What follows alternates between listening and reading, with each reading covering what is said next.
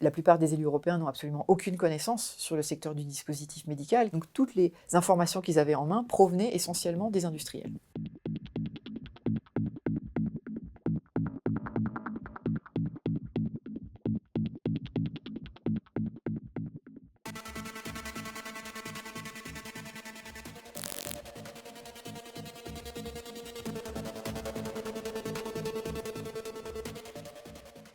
On s'est aperçu que le dispositif médical, c'était un domaine qui était très peu réglementé. Au monde, on a essayé de comprendre comment la réglementation européenne avait été diluée par les industriels et comment la Commission avait pris en compte les demandes et les desiderata des industriels plutôt que ceux des acteurs de santé publique, les rares acteurs de santé publique qui essayaient de leur dire qu'ils ne se dirigeaient pas vers la bonne direction.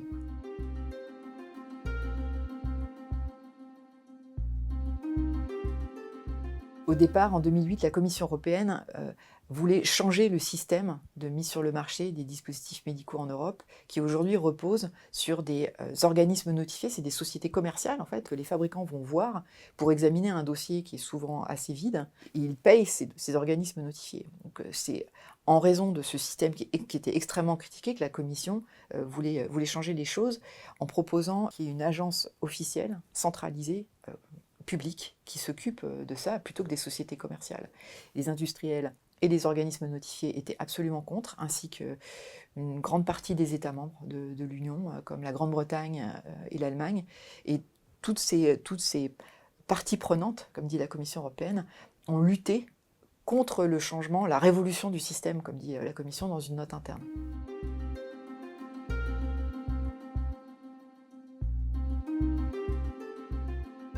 On entend souvent les élus ou les fonctionnaires, les membres de cabinet, les ministres, les politiques dire j'ai mon libre arbitre et je peux très bien, j'ai besoin d'écouter tout le monde et ensuite je me fais ma propre opinion. Sauf que dans le cas du lobbying, en particulier à Bruxelles et particulièrement sur cette réglementation des dispositifs médicaux, il n'y a pas eu de contre-lobbying, c'est-à-dire qu'il n'y a pas d'ONG qui travaille spécifiquement sur les dispositifs médicaux. Il y en a qui travaillent sur des aspects très précis, ce qui fait que l'industrie avait l'autoroute devant elle pour convaincre ses interlocuteurs. Le lobbying des industriels sur cette réglementation s'est fait bien en amont, c'est-à-dire avant même que la Commission fasse sa proposition en 2012 et que les orientations les plus importantes se sont décidées à ce moment-là.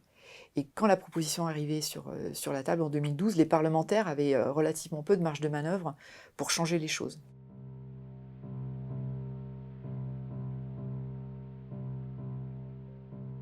Pour dire à quel point les contrôles sont minimaux sur les dispositifs médicaux, par exemple, il y a un pacemaker sans fil qui s'appelle le NanoStim, qui a été mis sur le marché en 2013 en Europe, qui avait été testé uniquement sur 58 moutons et 33 personnes.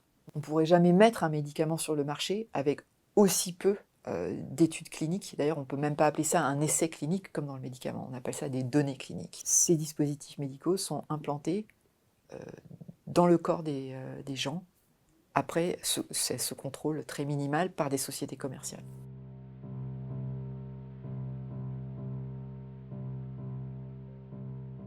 En 2010, il y a eu l'affaire PIP, du nom de ces implants mammaires frauduleux qui ont été implantés dans 400 000 femmes à travers la planète.